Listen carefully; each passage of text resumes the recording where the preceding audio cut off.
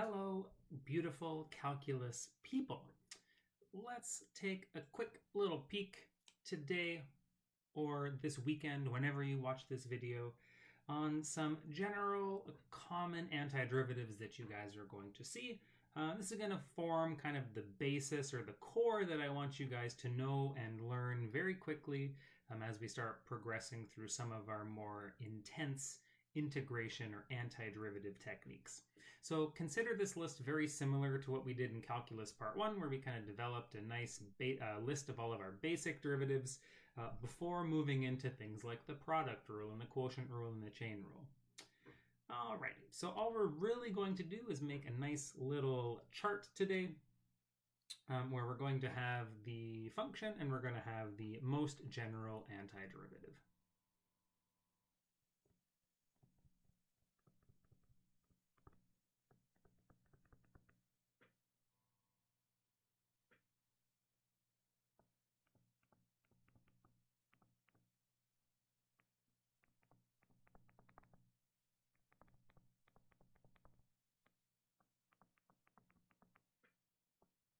So just a nice little chart with two columns. Of course, if you wanted to add a third column with the area function, the area function is going to be the most general antiderivative, where we take that plus c value to be capital C is equal to 0. So that's just something to kind of keep in mind as well. So let's start with, I don't know, a nice and easy function. So maybe like f of x is equal to 0. Okay, so suppose we wanted to find a function whose derivative was equal to 0.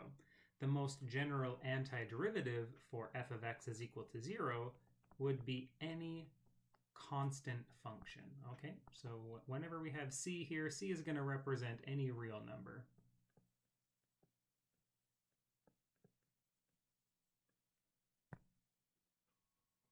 Okay, we can take this up a notch, so maybe we have some kind of horizontal line.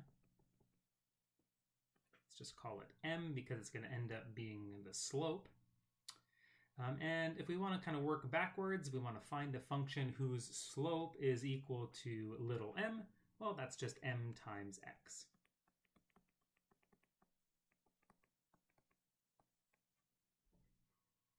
Okay, so if I were to take the derivative of this function, mx plus c, I should get little m. I should get the slope of that line.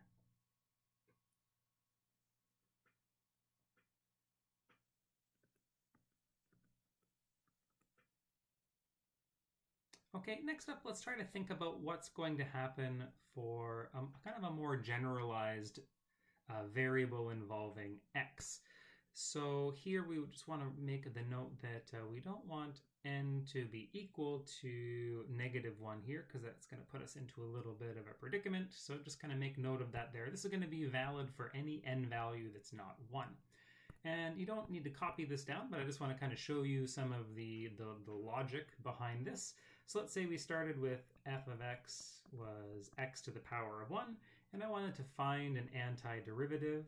So I wanted to find a derivative, a function whose derivative is equal to x. Well, a good guess is to start with x squared, right? So in other words, I want to kind of add 1 to that power. That's where I'm going to start my guess. And if I take the derivative of capital F, I get 2 times x. But I don't want that 2, because I don't have a 2 here inside of my little f function. So what we're going to do is we're just going to balance that out by dividing by 1/2.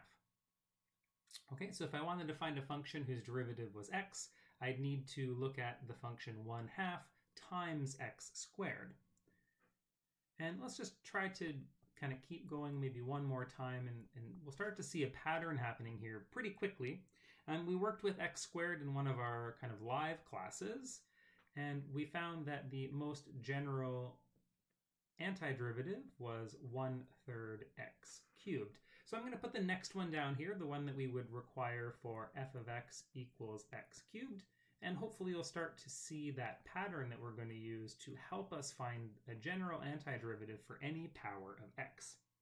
So what I'm hoping that you'll notice is that if we look at the power, what we're going to do is we're going to add 1 to the power, and then we're going to form a fraction, and that fraction's denominator is going to be that new power that we've created. So again, if I'm looking for an antiderivative of x cubed, I'm going to add 1 to the power to get 4, and then I'm going to create a fraction. I'm essentially going to be dividing by 4 as well. So the general kind of power law in the reverse direction looks something like this. We take our x, we add 1 to the power, and then we divide by that new power. So this is the power law, just in the reverse direction.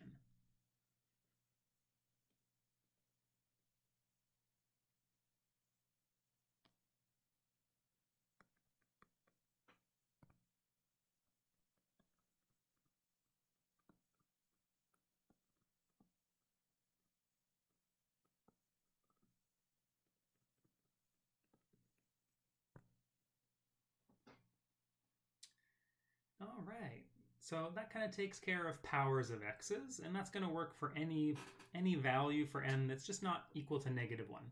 So what happens if n is equal to -1? Well, we saw that in class, in one of our live classes as well. So if n was equal to -1, we'd have the function 1 over x. And we saw that the general antiderivative, or I guess the area function, was the natural log function, but we needed an absolute value around the variable x here. And if we want the most general antiderivative, we're just going to add c to that. So this is another one of those ones that's really helpful to know if I want to kind of work backwards from the function 1 over x. I use the natural logarithm function. I just need to be mindful that those absolute value bars are important here. Okay, a couple other common ones that we've seen. We've worked with e to the x. Of course, if I want an antiderivative of e to the x, I mean, e to the x is crazy, right? Its antiderivative is itself, its derivative is itself. It's such a pleasant function to work with.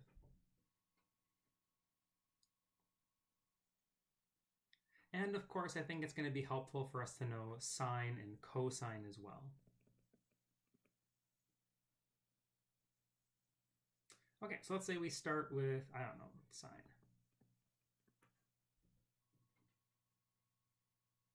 So I need to find a function whose derivative is sine.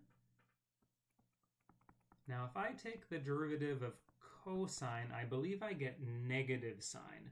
So we just have to be careful here. We're going to need to actually take an antiderivative that has a -1 multiplied here, so that when I take the derivative of capital F of x, the -1s cancel and we're left with sine of x. Okay, so here's our most general antiderivative for sine of x.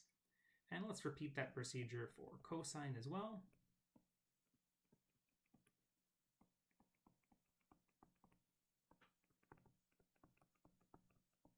Okay, cosine's a little bit easier because I know the derivative of sine is cosine. The antiderivative has to be sine of x plus c in its most general form.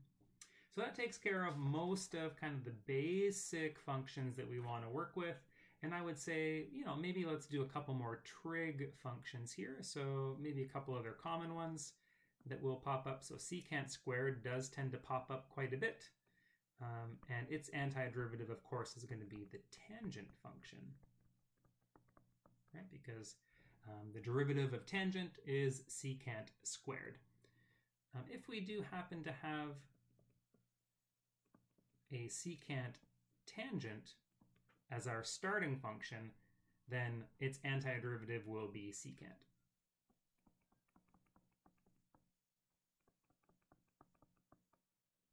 And then there's a couple that go along with like cosine and cotangent. We'll deal with those as they pop up. But I think, you know, knowing your kind of 3 or 4 kind of basic ones here should be good enough for most of the work that we have to do in our integral calculus course. And then after that, it might be helpful, I think, for us to do some of the inverse trigonometric functions as well. Probably the most important one that we're going to see is 1 over x squared plus 1. So it's going to be very common for us to need to find an antiderivative of this particular function. And the antiderivative here is given as the inverse tan function, or arctan. Now, I have to do a little bit of legwork here, so just give me a moment here. I need to actually find my inverse trig derivatives, because believe it or not, I don't know them off by heart. So let's see. So I need to give you, why are there u primes in the,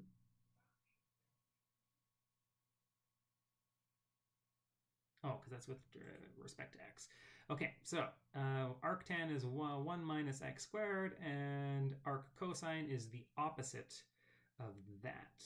Okay, so those may come up as well, but they're not going to be quite as common as arctan, I would say, because we're going to have other strategies to kind of deal with these, but we'll write them down just to have them here as a reference.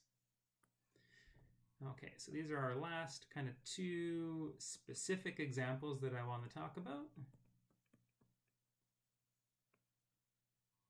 Okay, of course, the first one here being the derivative of arc sine,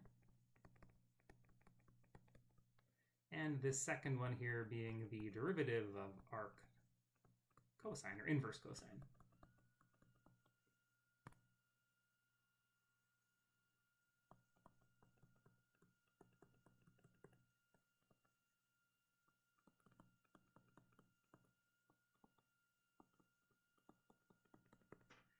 And for those of you that like the kind of -1 notation, arctan is the same thing as the inverse tan function. So we sometimes write that as tan to the -1. Just don't confuse that with 1/tan, which is cotangent. Same with arcsine and arc cosine. So we could sometimes write them as sine inverse or cosine inverse. So just be mindful of that. And I would say that is basically the collection where you're going to want to start.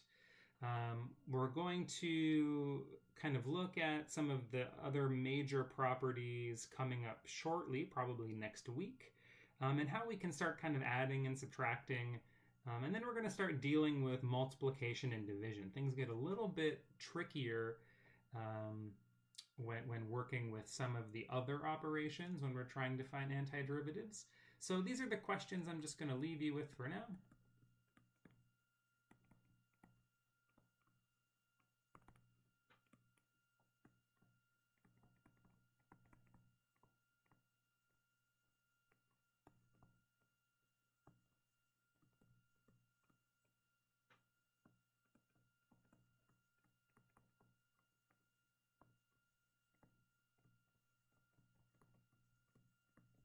I guess it's really just one question. I can kind of condense it all into one.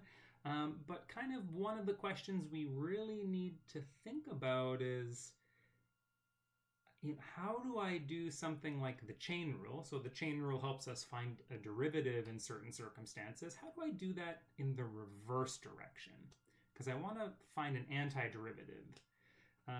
Same with the quotient rule and the product rule. So what if I, start with a function that I've obtained via the quotient rule or the product rule? How can I undo that to get back to the antiderivative? So those are kind of the questions that we want to think about over the next couple weeks, and we're going to start looking at some of the strategies that we can use to kind of undo some of these derivative rules.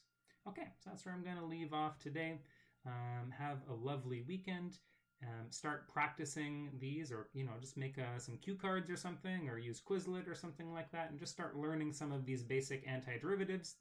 Doing that just a few minutes every day is going to go a long way in these next couple weeks as we start to kind of ramp up with some of our more intense integration techniques. Alrighty, so like I said, have a lovely weekend, and I will see all of you next week on Monday.